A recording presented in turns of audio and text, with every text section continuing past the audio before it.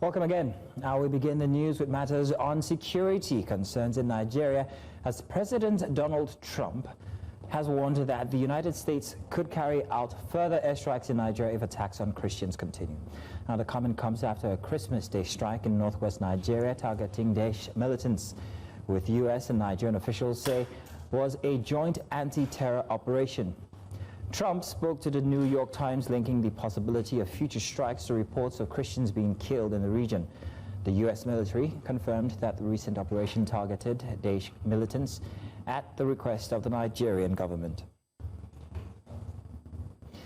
Still on insecurity, residents of Kasumwadaji, a community in Borgo local government area of Niger State, are still counting losses following an attack by bandits on January 3rd, which claimed the lives of that's over 30 persons, with goods and property worth millions destroyed. The recent attack has now triggered a mass exodus of residents from the community as well as nearby villages due to safety concerns among residents and parents, especially as schools prepare to resume in the state. News Central's Sagir Ibrahim visited the state and brings us more detail in this special report. To understand the security situation in Niger State, you first have to understand the terrain. It is a journey across rivers and through ungoverned forests to many far-to-reach communities. With an area measuring about 76,363 square kilometers, about 8% of Nigeria's total land area, Niger State remains the largest state in Nigeria.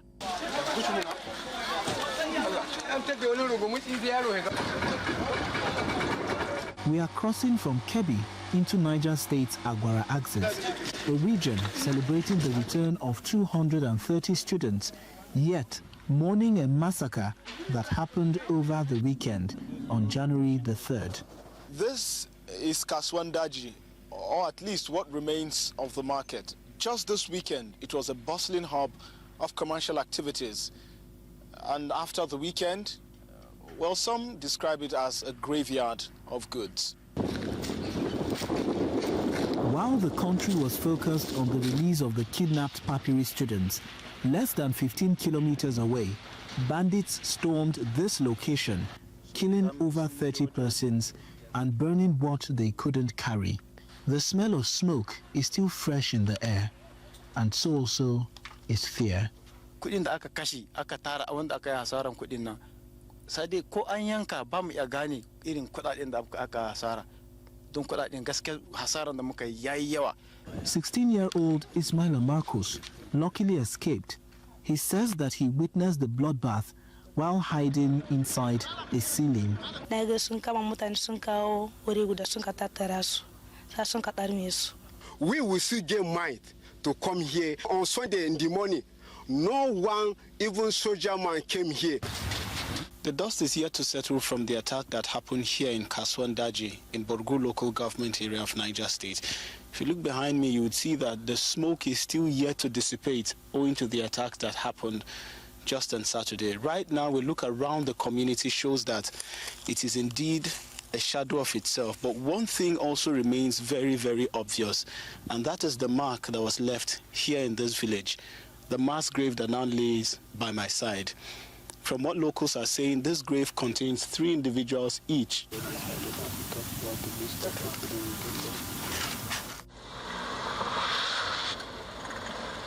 From Kaswandaji, we travel for less than 30 minutes to Papiri, the location of St. Mary's Catholic School, where over 200 students and staff were abducted. This is where the nightmare began on the 21st of November. The government says all 230 students have reportedly been free from the hands of their captors, and it has directed that schools be reopened. But with the carnage that we witnessed at Kaswandaji, just a few kilometers away from here, the question on the minds of many parents is simple. Is it really safe to bring our children back?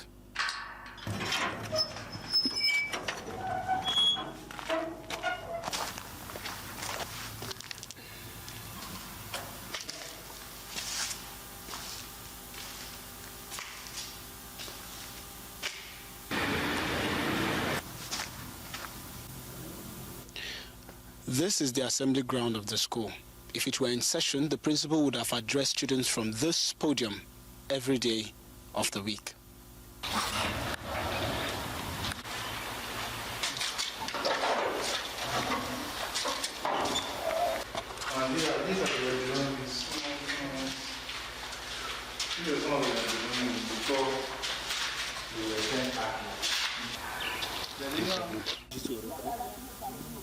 Little Justina was enrolled for the first time as a nursery pupil. Her mother, Lydia, says the devastation of her abduction was replaced with joy following her return. But the family remains skeptical about bringing her back to school due to insecurity.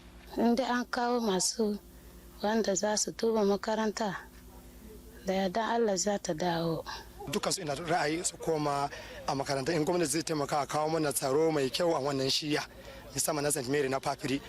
They should provide more securities, soldiers, police, like that, so that we'll be free to do our work, carry out our work in a better way. With the conflicting realities of a successful rescue and a fresh massacre, the church faces a tough decision. We don't have much security presence there. So now, if there is anything that people need now to restore confidence, is to see large, a very strong security presence, and that is the government that can provide that. From the ashes of Kaswandaji to the empty hostels in Papiri, the message is clear. Security is a luxury these communities cannot afford. Though the children are back home, but until the forests are clear, the mention of school raises palpable tension. From the bank of the River Niger, here in Umuahia, Niger State, for News Central, Sagir Ibrahim. Joining us now for a conversation on this is Dr. Edinen Usoro, the Zonal Chairman of the Association of Licensed Private Security Practitioners of Nigeria, covering Plateau, Nasarawa, Benue, Kogi, and Abia State.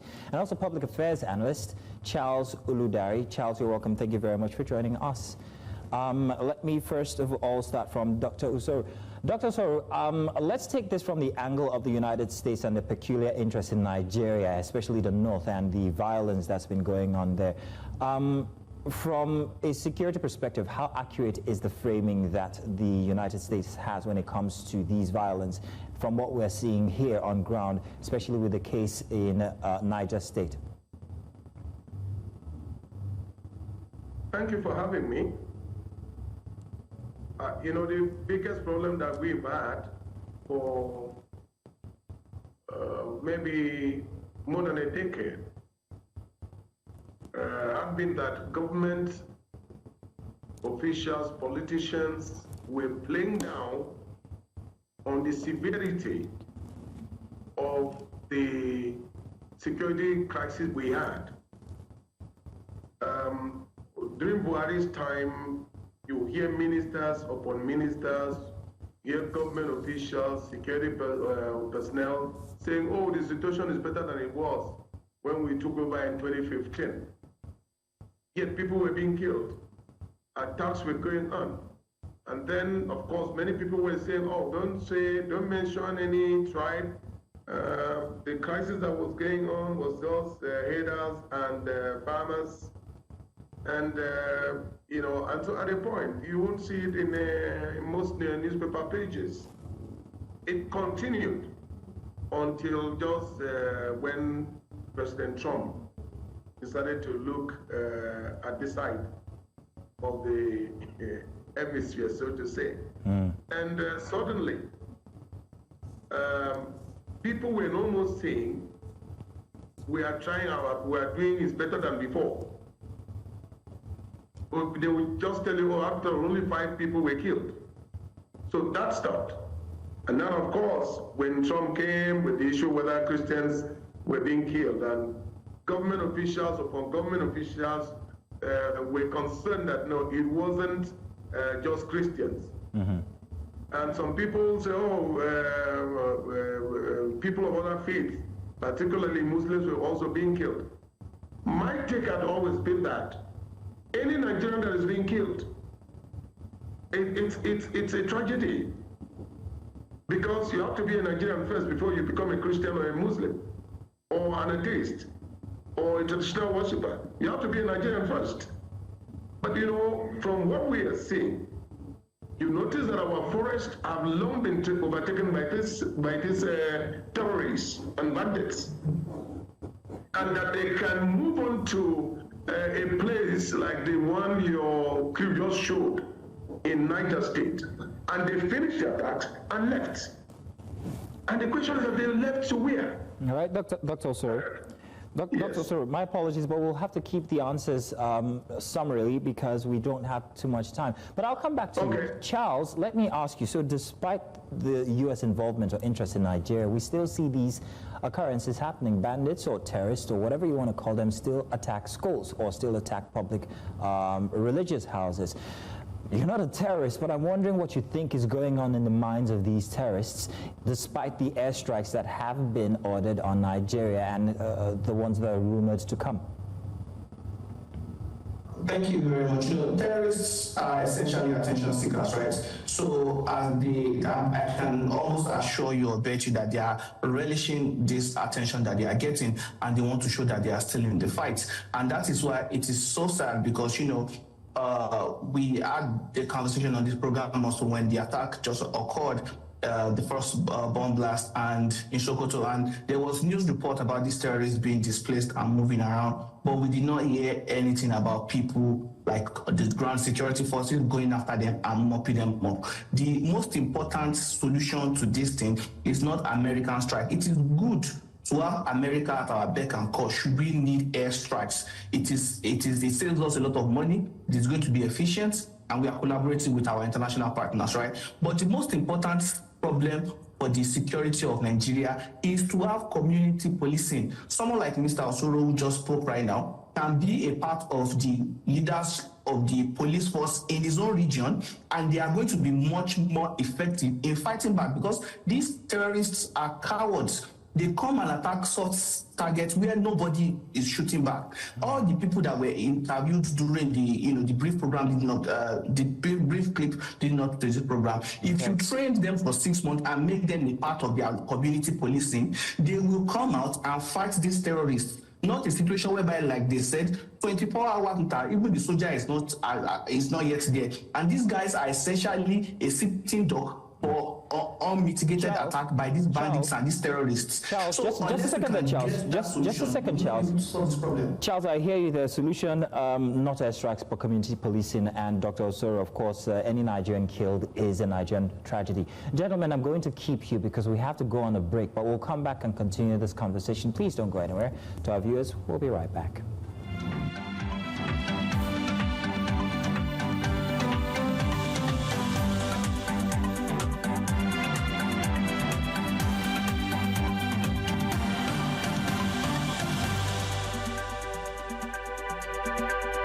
Ladies and gentlemen, and before we left, we were talking about instances in Niger State where there was a terror attack and 30 people lost their lives. We had that report by our News Central correspondent in Niger State, Sage Ibrahim. And with us now we have Dr. Edinen Osoro, and of course I also have Charles Oludari here with us. Gentlemen, thank you very much. Dr. Osoro, let me come to you now and let's talk about, well, past airstrikes, and they were coordinated with Nigerian authorities. But let's look at a situation where the operation or diplomatic risks are all American. Let's say that the airstrikes were taking place without the knowledge of the Nigerian authorities. What risks does this pose for Nigeria and its sovereignty? Good enough. I don't think that's the situation, because immediately after the first strike, the government officials, the Nigerian government officials did say that it was a collaborative effort. But you know, this is what one had expected that Nigeria should have been doing all through the period of Buhari, because if you collaborate economically, you collaborate in terms of health, you collaborate in terms of educational activities.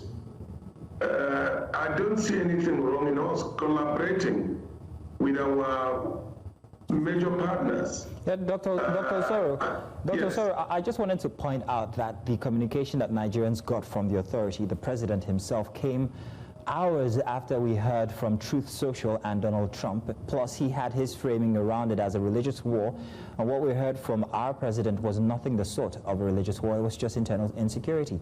So these double framings, with what is on ground, what are we looking at here? What are the risks of this lack of absolute proper communication between the Nigerian authorities and Nigerians themselves? From a security standpoint. Yeah, I think today President Trump did try to rephrase his statement, acknowledging that Muslims are also being killed. My advice will be to the government to be speaking. Our governments, every successively, they don't speak to the people. Anyway, except that President Trump went ahead. It's always good to do these things. Strike, after you strike, you can come talk. Because by the time you tell these people, we may likely strike again or something. They're not going to just sit down in their forests or fields. They will now find their ways into the cities and be doing more havoc.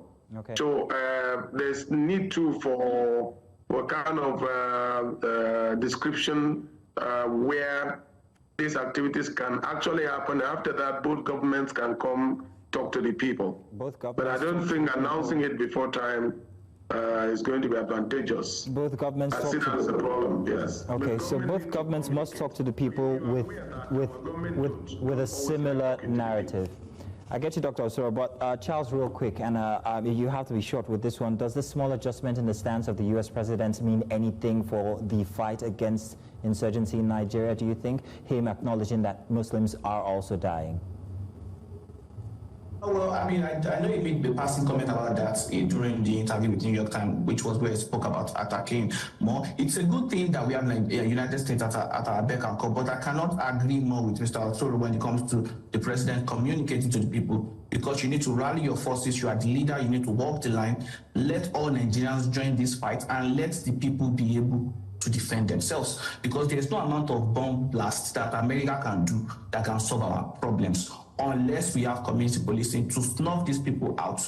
Little by little, bit by bit, we are not going anywhere. So Nigerian government needs to do the needful, restructure our security profile, allow the private security to be able to play a bigger role, and then we can start working towards our own security. For now, it's good to have America on board. It's good that they recognize that the Muslims are actually being killed more than the Christians, but we need to do our own due diligence so that we stop all this undue attention on Nigeria, and we can have economic growth, because without security, there's no economic growth. Well, gentlemen, I'd like to say thank you very much, Charles and Dr. Osoro. Apologies I couldn't let you finish because we have no time, but we'd love to have you guys again when we have these conversations. Thank you very much, gentlemen. Welcome back. You're watching Tonight on News Central. A reminder of our top stories. U.S. President Donald Trump threatens fresh airstrikes if attacks on Nigerian Christians persist. And political tension in Rivers amid third impeachment process against Governor Fubara and his deputy. Also coming up, anti-government protests continue in Iran as death toll hits 50. Now, authorities in Jersey have agreed to repatriate over $9.5 million, that's 7 million pounds linked to corrupt practice, to the Nigerian government. This marks another step in Niger's long-running efforts to recover looted assets from the military era.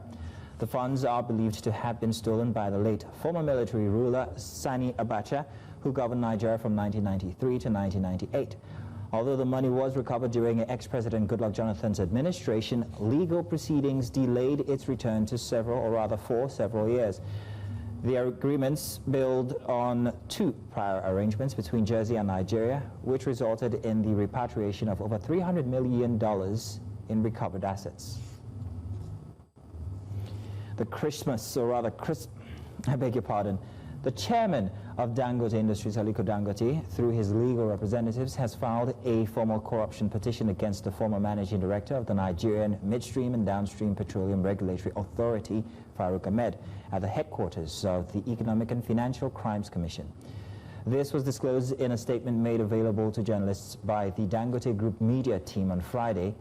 Dangote had earlier petitioned the Independent Corrupt Practices and Other Related Offences Commission to investigate Ahmed for allegedly spending $5 million on his children's secondary school education in Switzerland.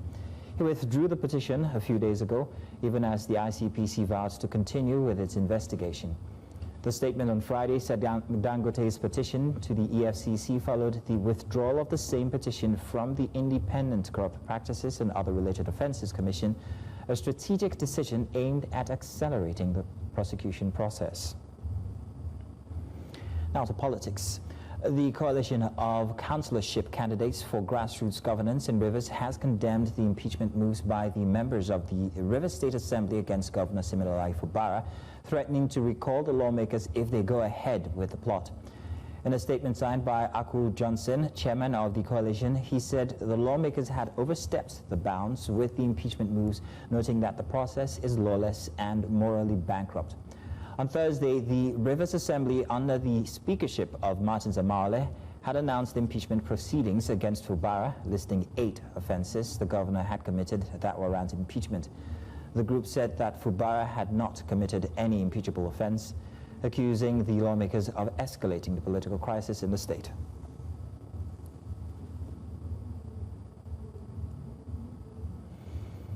Now, Senibor Sowari Maxwell Hart is a stakeholder of the Ijaw National Congress. He joins me now to discuss the drama playing out in Rivers State. Many thanks for joining us, Senibor. Thank you very much for joining us tonight. Now, first off, I'm going to start by asking if you think that the processes in Rivers State are actually being broken down by the Rivers State Legislature, the House. What do you think?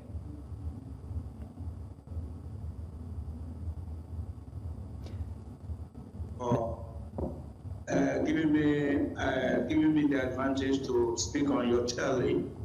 I want to say that the lawmakers are playing the script written for them by their paymaster. You can even imagine the blunders they are doing. How can you be addressed in a whole House of Assembly of Rivers State? You are addressing a state governor as madam.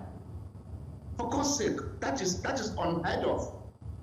That a whole speaker is writing to a governor, you are addressing a governor madam. When you know the governor is not a woman, that alone you can see the mess they are doing, with themselves in the assembly there.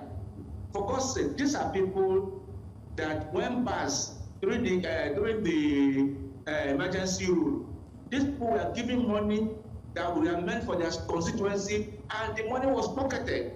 This man, Fubara, came and has been working. What they want is that Fubara will come and share their money with them. For God's sake, we the Rivers people are comfortable with Fubara.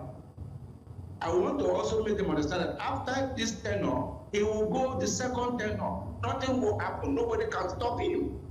This is Rivers State. Rivers State belongs to Rivers people. Wike is not a Rivers man and does not have a say in this state. He has ruled for 8 years. He's not a minister of the federal capital. He should face his job and stop all this thing that is going from local government to local government, trying to incite people. For God's sake, it will not work. What God has placed his hand on top, nobody can turn it. That is just it.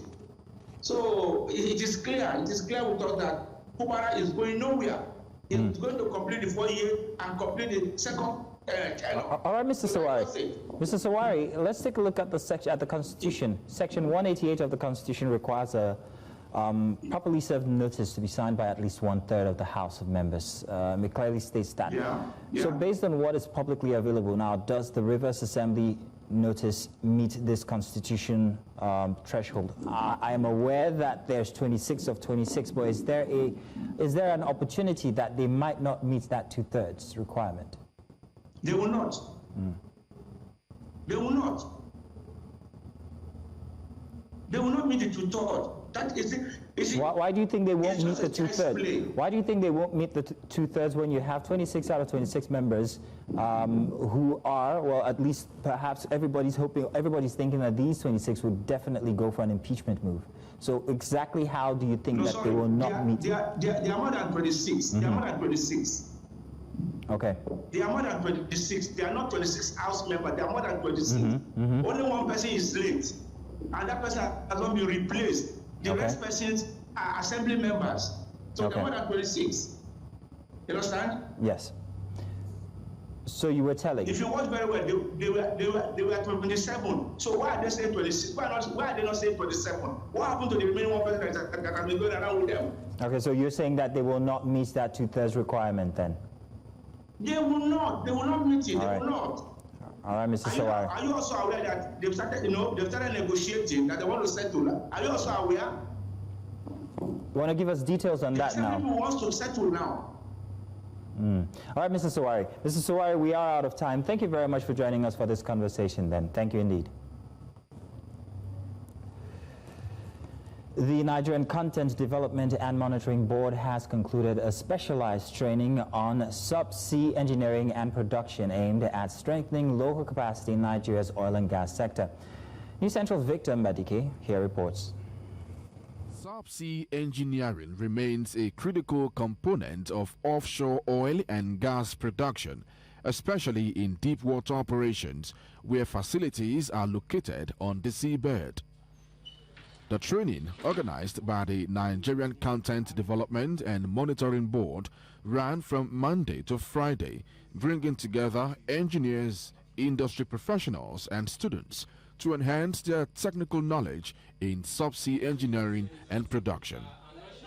I've learned to really understand the depth of understanding the Christmas tree, both offshore and onshore, and to understand the basic connectivity that brings, about how to drill, how to export, import, and all of that, how to understand the subsea, abdominal, what's it called now, umbilical cords, so on and so forth. I've been able to merge my knowledge to something practical about the subsea. Eventually, I found out that every wing of engineering is actually needed in this particular subsea. So knowledge about it is viable, is very valuable for me. I got a lot of insight on how the upstream, the midstream, and the downstream sector, they play a role in the subsea engineering, from the manifolds, how the jumpers work, how the pipers, the pipeline, how those stuffs are being installed in the sea, in the seabed specifically, and how it gets to the FPSO. Participants were exposed to subsea systems, production technologies, and global best practices as part of efforts to reduce reliance on foreign expertise in offshore operations. It's very interesting that there are people like this that are interested in training Nigerians to, make us better, and not just bring in foreigners to work in regions and industries like this. So yes, I'm grateful to the board for training Nigerian professionals to get better at what they do. The NCDMB says the training aligns with its mandate to deepen local content and ensure Nigerian professionals are adequately prepared to support offshore oil and gas activities. Thank you, NCDMB. Thank you. In Lagos, for News Central, Victor Mbadike. Still ahead tonight, Somali rejects Israel's Somaliland recognition, and it renews call for dialogue. Stay with us and we'll bring you the details.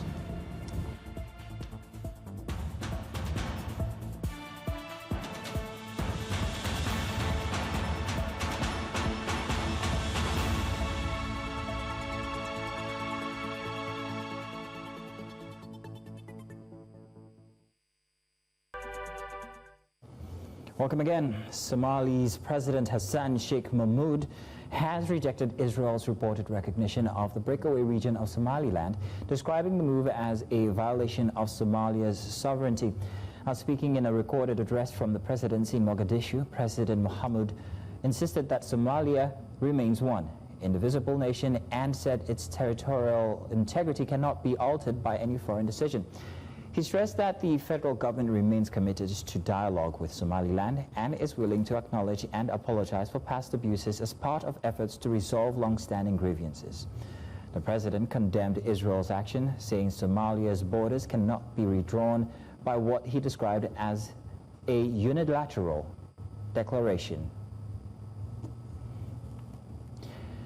Now to Iran, where the nationwide internet shutdown has entered its second day as authorities signaled a sweeping crackdown on ongoing protests. The death toll is rising and tension with the United States are sharply escalating. According to Internet Freedom Monitor NetBlocks, Iran has now been under a near total internet blackout for 24 hours, with connectivity reduced to just 1% of normal levels. The Norway-based NGO Iran Human Rights reports that at least 51 protesters have been killed in nearly 2 weeks of nationwide demonstrations. Among the dead are 9 children under the age of 18. Hundreds more have been arrested, or rather have been injured, as security forces confront crowds in cities and towns across Iran. And so to discuss this, I'm joined by global affairs analyst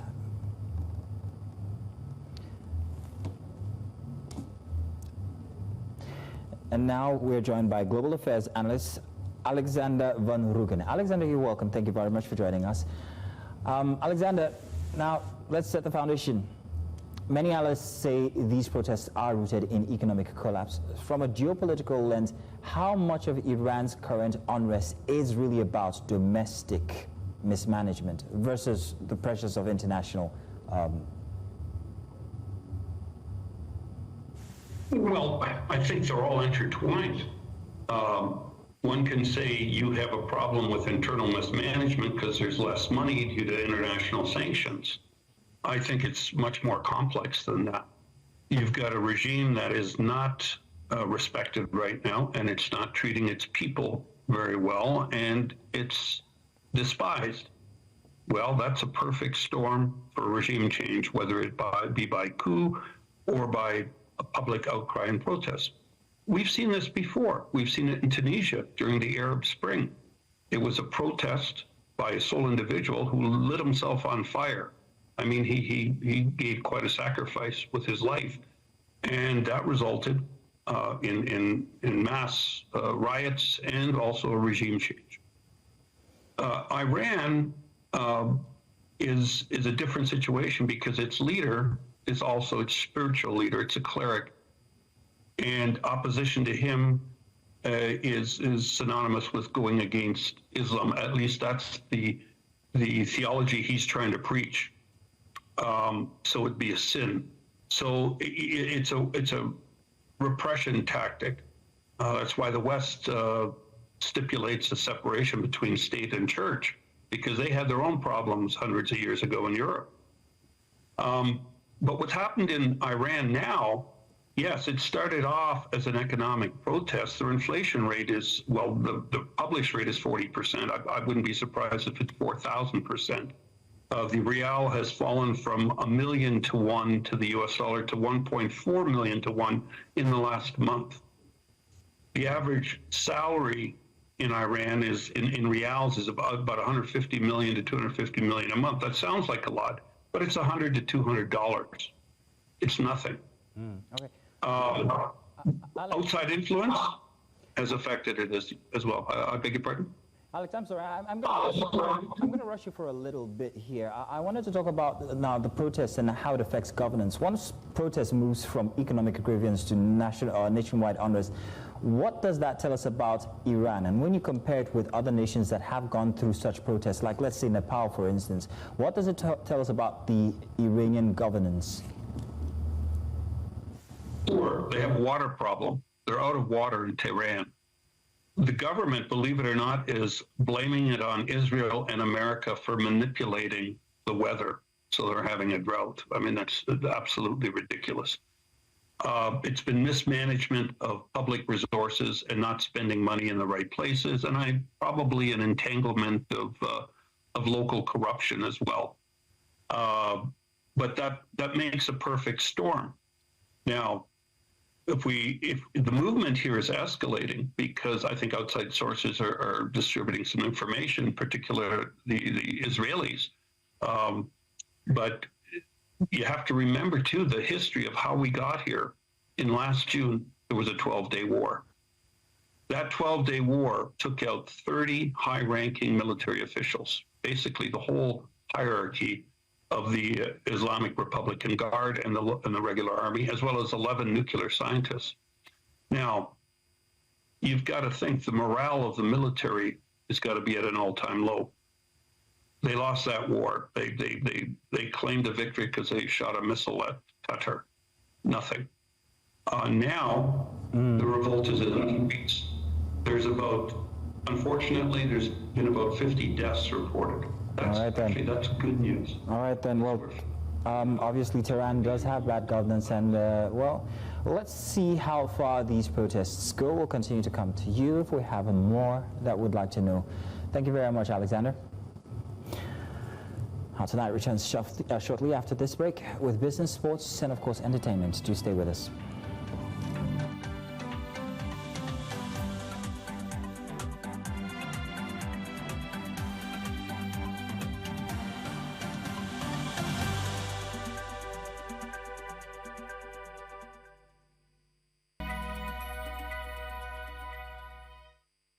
Talking business now, KPMG Consultancy has identified errors, inconsistencies, gaps, omissions, and lacunae in Niger's new Tax Act 2025, requiring urgent review to achieve its objectives. The firm highlights issues with Section 3 and subsection B and C of the NTA Act, which omits community from taxable persons, and Section 6, subsection 2, which may lead to double taxation on foreign profits. KPMG recommends exempting non-resident companies from tax registration and clarifying withholding tax on insurance premiums. The firm also suggests revising capital loss deductions, personal income tax allowances, and foreign exchange expense deductions. KPMG advises the government to review inconsistencies to balance revenue generation and economic growth, while urging businesses to assess the law's impact on their operations. Let's now tell you that a fuel supply agreement between Dangote Petroleum Refinery and 20 major marketers to offtake 600 million litres of petrol monthly has collapsed over pricing disagreements, according to industry sources. The breakdown, which occurred barely a month after the October 2025 deal, triggered a surge in petrol imports, with volumes rising to 1.56 billion litres. In November, marketers accused the refinery of failing to adjust gantry prices in line with falling global benchmarks, making imports cheaper. Although Dangote later cut prices sharply, the move came too late, leaving marketers with losses and ending the pilot. Looking at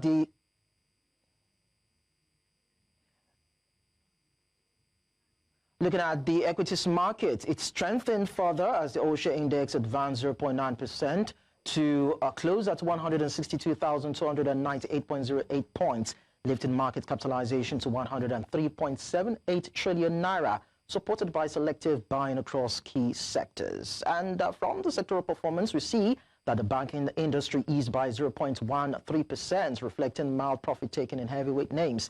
Insurance edged up 0.06%, with cautious buying seen in stocks like ICO. Oil and gas slipped 0.15% as trading in supplies and Orlando remained subdued. Consumer goods gained 0.2%, supported by modest interest in select stocks, while industrial goods rose 0.44%, with cement majors, including others, seeing steady demands. That's it on business. I am Likon Omabanjo.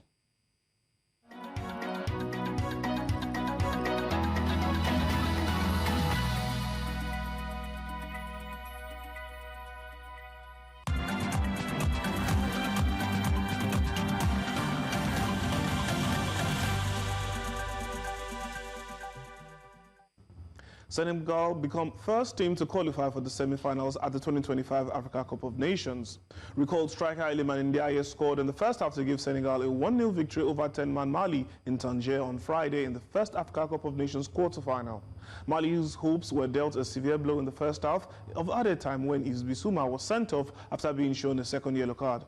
Despite the victory, this was an unconvincing display by Senegal, who won an AFCON finals game by just a single goal for the first time in 4 years. The second semi-final between host Morocco and Cameroon is currently ongoing, and the score line is 2-0 in favor of Morocco. You'll see the score lines on your screen shortly.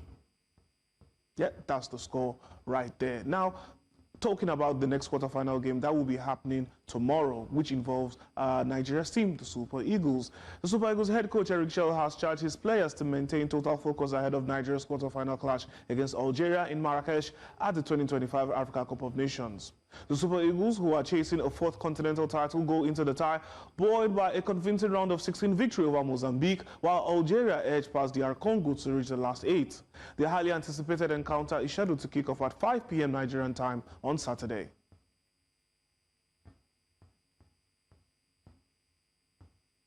The National Sports Commission has appointed Tunde Adelakun as chairman of its newly established Diaspora Talents Discovery Committee. The appointment was announced on Wednesday by NSC Director General Bukola Olokpade, who said Adelakun was selected for his vast experience and strong network within the Nigerian sports diaspora. According to him, the committee will focus on identifying and integrating Nigerian athletes abroad into national programs. Adelakun, who is currently assistant coach and head of scouting operations for Beninoa national football team, welcomed the appointment, saying the initiative will transform Nigeria's sport by creating a seamless pathway for diaspora athletes eager to represent the country.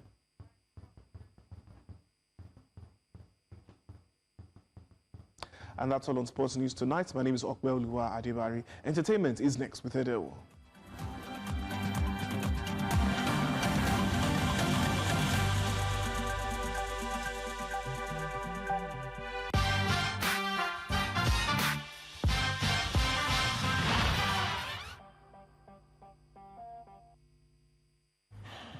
All right, in entertainment, let's dive right in. As African stars Ira Star, Molly, and Tyler have earned World Artist nominations at the 2026 iHeartRadio Music Awards, highlighting the growing global reach of Afrobeats and African pop. The nods are being celebrated as a major win for African music, and you know, everywhere they're talking about it. Meanwhile, Taylor Swift, Sabrina Carpenter, and Bad Bunny lead overall nominations, driven by strong chart runs and fan engagement. Winners will be decided through a mix of fan voting and performance matrix, you know, setting up a competitive and globally diverse award season.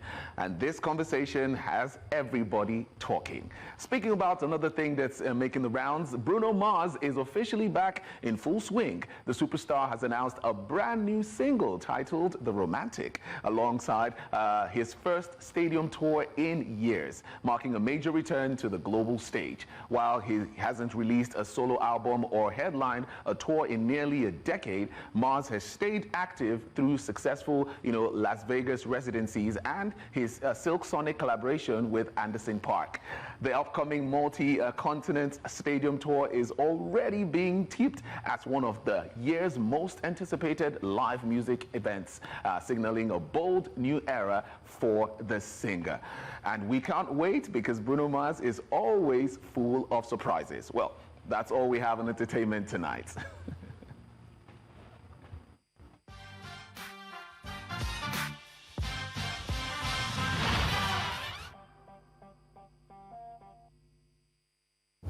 And that's all the news tonight. Now, do remember to send your eyewitness reports to the WhatsApp numbers on your screen now. And to follow us on social media, we are at News Central TV across all social media platforms. You can watch News Central live on DSTV channel 422, GoTV channel 23, Star Times 274, Avo TV, and of course on YouTube. Many thanks for watching. My name is Mazino Appeal.